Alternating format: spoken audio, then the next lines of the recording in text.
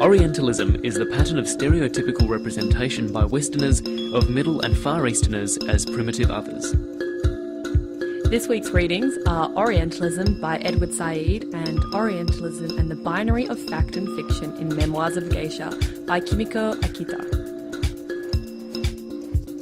Edward Said is a Palestinian-American theorist. He is also a political activist and is the author of this week's reading, Orientalism. The reading critically analyses the division between the Orient and the Occident. Said emphasises the myth of the Orient, saying the Orient is not an inert fact of nature, but is a man-made concept, just like the idea of the Occident, where, just like the West, the Orient is an idea that has a history and a tradition of thought, imagery and vocabulary. Said states that the relationship between the Occident and the Orient is one of power, domination and varying degrees of complex hegemony. It's important to understand Orientalism as a discourse that has been constructed largely through Western views. Often in the media, Orientalism is shown in varying ways that generalises and stereotypes groups.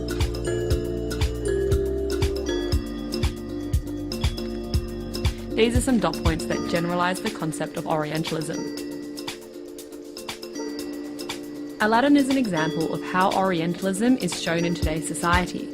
The show is set in a far, far away land. The main character is an orphan who is less privileged. Jasmine's sexuality is repressed as she's not allowed to marry just anybody. The tyrant would be Jafar, and there is a sense of magical quality represented in the flying carpet and the genie. These types of examples are often projected in Western society and are considered objective knowledge, as Orientalism is a constructed stereotype that does not represent reality. Many people have criticised Said's theory of Orientalism. Bernard Lewis is one of these critics, who believes Said is anti-West and that his work is political propaganda. Wang Ning discusses an opposition to Said's comments on Orientalism.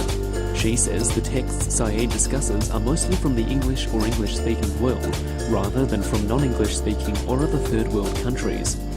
Comparative literature is not only cross-national and interdisciplinary, but also cross-cultural and cross-linguistic.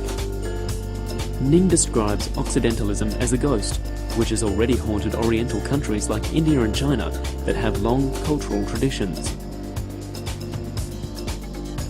In different places, Occidentalism manifests itself in different forms. In the Middle East and Arabic countries, where Islamic culture is dominant, Occidentalism manifests itself as an antagonistic form that strongly opposes Western hegemonism. This can be represented by the United States and sometimes even evolves into large-scale armed clashes. Ning shows several examples of this, with the Libyan-American antagonism several years ago, the Iraqi and Allied Forces conflict, and the Iranian-American conflict. Within these events, the Occident is constructed as an other, and the Occidentalism in the eyes of the Oriental is characterised by the Third World anti-colonialist and anti-hegemonic tendency. Akita uses the example of Memoirs of a Geisha, the 1997 book and the 2005 film of the same name, as an example of modern Orientalism in practice, particularly in America, and how the book and film targets the West and its preferred audience. Many in a Western audience would have ignored or not realised the fact that many of the leading Japanese characters were played by Chinese actors, and that characters' makeup, movements and deportment, as well as the settings and the scenes, were culturally inaccurate. Western audiences bought into the story of the fictional geisha, while Japanese audiences did not. Memoirs of a Geisha did not create a geisha boom in Japan. What it revealed was an overwhelming sense of postmodern American Orientalism, America's appetite for the Orient. It constructs the Orient as a place with people who could be described as strangers, others and outsiders. The word Orient is not only a Western word, but a Western construction. It is a place unknown to the West, a place to be explored and colonised.